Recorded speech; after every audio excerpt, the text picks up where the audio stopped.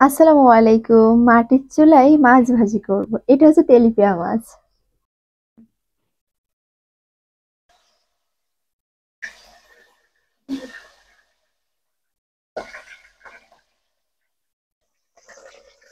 কিছু দিয়ে দিব।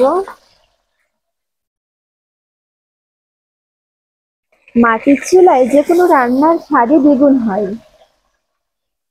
এখন আমি মাছটা ভালো করে ভেজে নিব। মাছের প্রথম পিঠটা ভাজা শেষ, এখন আমি দ্বিতীয় পিঠটা ভেজে নিব।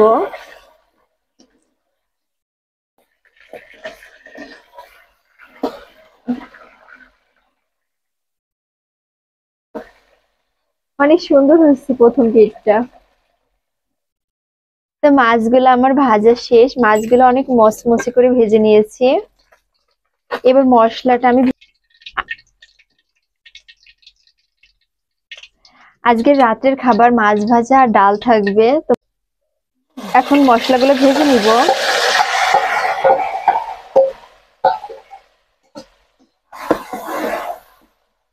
মাছের মশলাটা আমার কষানো শেষ, এখন মাছগুলা মশলার ভিতরে দিয়ে দিব।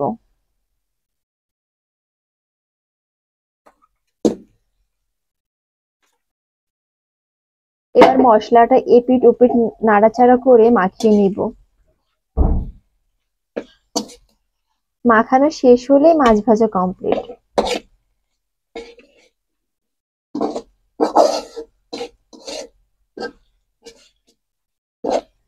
এবার মাছটা আমি উঠিয়ে নিব।